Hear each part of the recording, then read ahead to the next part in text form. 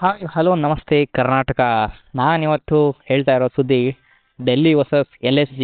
ನಿನ್ನೆ ಮ್ಯಾಚ್ ನಡೆದಿದ್ದು. ನಿನ್ನೆನೇ ಹೇಳ್ಬೋದಾಗಿತ್ತು, ಸಿಗಲಿಲ್ಲ. ನಾನು ಇವತ್ತು ಮಾಡ್ತಾ ಇದ್ದೀನಿ. ನನಗೆ ವರ್ಕ್ ಪ್ರೆಷರ್ ಜಾಸ್ತಿ ಇದ್ದ ಕಾರಣ ನಾನು ಮಾಡ್ತಾ ಇಲ್ಲ, ಯಾಕಂದರೆ ಎಡಿಟ್ ಮಾಡೋದಕ್ಕೆಲ್ಲ ಟೈಮ್ ಸಾಲ್ತಾ ಇಲ್ಲ. ಸೊ ಇದಿಷ್ಟು ಸುದ್ದಿ. ಇವಾಗ LSG ಮತ್ತು ಡೆಲ್ಲಿ LSG ಸ್ಟಾರ್ಟಿಂಗ್ ಆಯಿತು. ಸೊ LSGನಲ್ಲಿ ರಿಷಬ್ ಪಂತ್ ಮತ್ತು ಮಿಚೆಲ್ ಮಾರ್ಷ್ ಬಂದರು. ಮಿಚೆಲ್ ಮಾರ್ಷ್ ಬಂದು ಆಟ ಆಡಿದ್ರು. ಸ್ಟಾರ್ಟಿಂಗಲ್ಲೇ ಆಡಿದ್ರು, ಚೆನ್ನಾಗಿ ಆಡಿದ್ರು.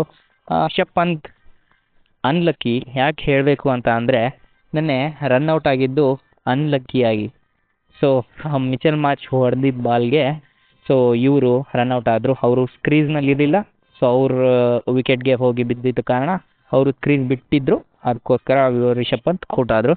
ಸೊ ಅದಾದಮೇಲೆ ಬರ್ತಾ ಬರ್ತಾ ಬರ್ತಾ ತುಂಬ ಕಡಿಮೆ ಆಯಿತು, ಸ್ಕೋರ್ ತುಂಬಾ ಕಡಿಮೆ ಆಯಿತು. ಅವರು ನಟರಾಜನ್ ಆಗಿರಲಿ, ಅವರೆಲ್ಲ ವಿಕೆಟ್ಸ್ ತೆಗೆದ್ರು. ತುಂಬ ವಿಕೆಟ್ಸ್ ಹೋದರು, ತುಂಬಾ ಪೂರಾಗಿ ಆಡಿದ್ರು ಅಂತ ಹೇಳ್ಬೋದು. ಸೊ ಇದಿಷ್ಟು LSGದು. ನೆಕ್ಸ್ಟ್ ಡೆಲ್ಲಿ ಆಡಬೇಕು ಅಂತ.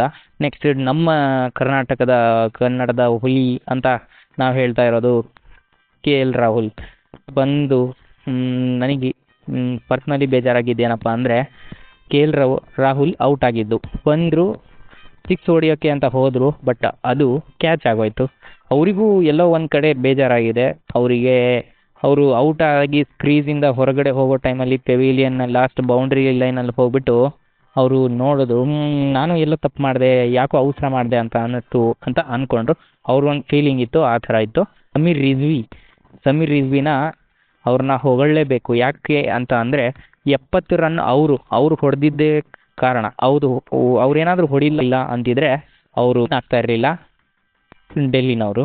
ಏನಾದರೂ ಮಾಹಿತಿ ಅದು ಅನ್ಬಾಕ್ಸಿಂಗ್ ಒಂದು ಮಾಡೋದಿದೆ, ಮಾಡ್ತೀನಿ ನೆಕ್ಸ್ಟ್ ವೀಡಿಯೋದಲ್ಲಿ.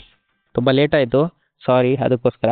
ಯಾಕಂದರೆ ನನಗೆ ಟೈಮ್ ಸಿಗ್ತಾ ಇರಲಿಲ್ಲ. ಹಾಗಾಗಿ ನನ್ನ ವಿಡಿಯೋ ಚೆನ್ನಾಗಿ ಇಷ್ಟ ಆಯಿತು, ಅಥವಾ ನಾನು ನಿಮಗೆ ಹೇಳ್ತಾ ಇರೋ ವೇ ಚೆನ್ನಾಗಿದೆ ಅಂತ ಅಂದರೆ, ನಾನು ಚೆನ್ನಾಗಿಲ್ಲ ಅಂತ ಅಂದರೂ ಅದನ್ನು ಎಲ್ಲ ಸರಿ ಮಾಡ್ಕೊಳ್ತಾ ಇದ್ದೀನಿ. ಡೇ ಬೈ ಡೇ ನಾನು ಗ್ರೋತ್ ಮಾಡ್ಕೊಳ್ತಾ ಇದ್ದೀನಿ. ನಂದು ಕೆಲವೊಂದು ಸೆಟಪ್ ಮಾಡ್ತಾ ಇದ್ದೀನಿ ಈ ಎಡಿಟಿಗೆ, ಇದಕ್ಕೆ ಅಂತ ಅಂದು. ಸಣ್ಣ ಎಡಿಟರ್ ಇದ್ದೀನಿ, ಸಣ್ಣದಾಗಿ ಬೆಳೀತಾ ಇದ್ದೀನಿ.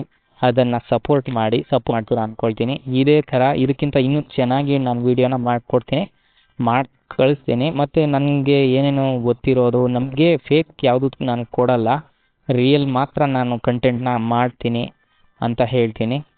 ಇಷ್ಟು ಮಾಹಿತಿ ನಿಮಗೆ ಇಷ್ಟ ಆದರೆ ನನಗೆ ಲೈಕ್ ಮಾಡಿ, ಕಮೆಂಟ್ ಮಾಡಿ, ಶೇರ್ ಮಾಡಿ, ಸಬ್ಸ್ಕ್ರೈಬ್ ಮಾಡಿ, ಫಾಲೋ ಮಾಡಿ.